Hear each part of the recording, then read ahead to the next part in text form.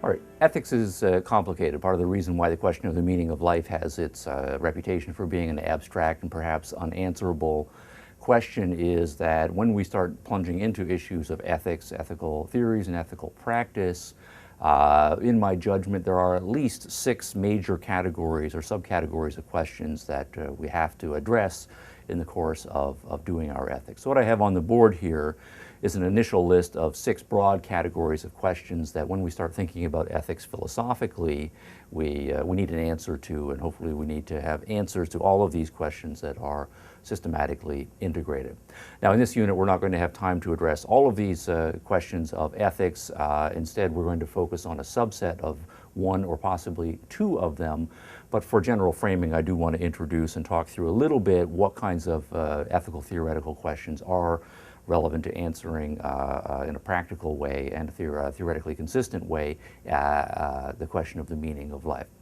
So first question, the ultimate rubber meets the road question that we want to answer is what should our values be? What kind of virtues should we be? And here the distinction is between a value, that which is worth pursuing, right, in one's life, a goal to set and to achieve, and virtues, we're focusing here on character traits, and the relationship between values and virtues is if we think there's something worth pursuing, say we think friendship is a value that is worth pursuing, it adds meaning to one's life, then the follow-up character question would be, well, what kind of person do I need to be? What kind of character traits do I have to have genuine friendships? And in terms of the people I'm considering as friendship candidates, what kinds of character traits are going to be attractive to me and the kinds of traits that are going to enable that person to be the kind of person who can be a genuine friend here. Now, questions of value theory and virtue theory are in their own right very complicated. There are any number of value candidates that different ethical systems will put forth, and even ethical systems that will agree on a particular value as being an important value. The weighting that's assigned to that value might be very different in a different value system. So, for example, we might say that wealth is a valuable item, right? Or we might say health is something that's valuable and worth pursuing. Or we might say, right, friendship is something valuable, right, and worth pursuing. Now, these can be controversial. We know with respect to wealth, for example, there are many people who argue that wealth is a good thing. It's a valuable, useful tool to enable us to achieve certain of our life goals. The other end of the spectrum, we know there are people who argue that money is the root of all evil, and so that one should not make monetary pursuits a part of one's life or not. With respect to friendship, for example, there are people who believe friendships can be intensely rewarding and a significant part of a meaningful life. We know also that there are a number of people who are very cynical, right, about social relationships. They do not believe that friendship really exists, that really friendship overtures are, say, a cover for some hidden agenda a person always wants, or that friendships are fair weather, and most people will stab you in the back if they think it is to their advantage or not. So, is wealth really a value? Is friendship really a value? Is health really a value? And we can add to the list here of potential value candidates. To bring in virtues for a little bit here, suppose we say, all right, friendship is a value here.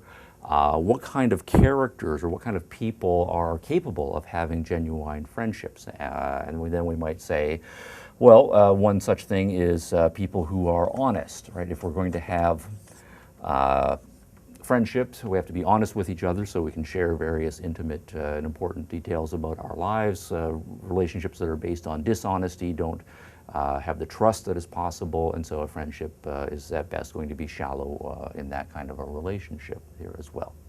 Now then we'll use the question of honesty here then as a segue for talking about various other sorts of issues here.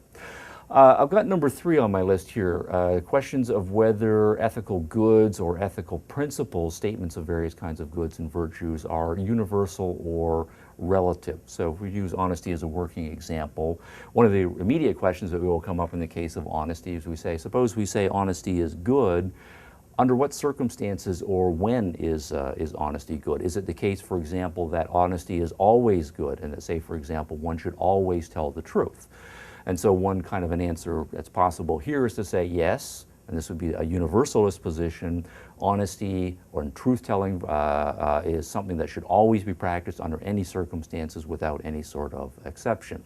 If we believe that approach, then we are universalists with respect to honesty. By contrast, we know, of course, that lots of people who will argue a more relativist or sometimes a situationalist ethic with respect to, say, honesty, and will say whether honesty is a good idea, whether telling the truth is a good idea, depends, right, on the circumstances. In some cases, telling the truth is a good idea. In other cases, telling the truth is not a good idea.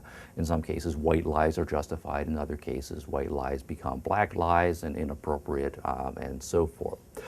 So, questions of whether moral principles and moral values are universal or whether they are relative. That's a controversial set of issues within ethics as well. Next on the list here, question number 4 here. I have a question of teleology or deontology. Those are philosophy technical terms for whether we think things are good because they yield consequences or they yield results that we take to be good. This goes back to a Greek word, telos, which is the word for end, right, or some kind of a final state. And so we evaluate the goodness of principles or the goodness of actions or character traits in terms of the results that they will yield if acted upon and embodied. So do we think that, say, for example, honesty and whether we should be honest in any circumstance should be judged by the results? If I act honestly in this case, there are going to be these results. If I don't act honestly in this case, there are going to be these results. And I then make a judgment call whether these results or these results are better. In fact, I'm looking toward the future consequences and judging the goodness of the proposed action, honesty in this case, in light of those future consequences. The deontology position, by contrast, is going to argue that ethical principles, ethical goodness is not a matter of consequences, but rather a matter of obligations or duties that are binding upon us irrespective of consequences or the results of acting on the basis of certain principles. So if we take honesty and truth-telling as our example here, a deontologist is going to say something like the following, that we do not assess the consequences of telling the truth or not telling the truth in any particular circumstance. Rather, telling the truth or being honest is a matter of a duty, an obligation that is binding irrespective, right, of the consequences. And in most cases, deontologists will single out cases where we would say telling the truth we know will lead to consequences that are not desirable for us. We do not want to yield those consequences, and so we're tempted to tell a lie. The deontologist will argue completely irrespective of those consequences. The goodness or the badness, the rightness or the wrongness of telling the truth is inherently built into the action itself, and so it's an obligatory action independent of any results that may happen.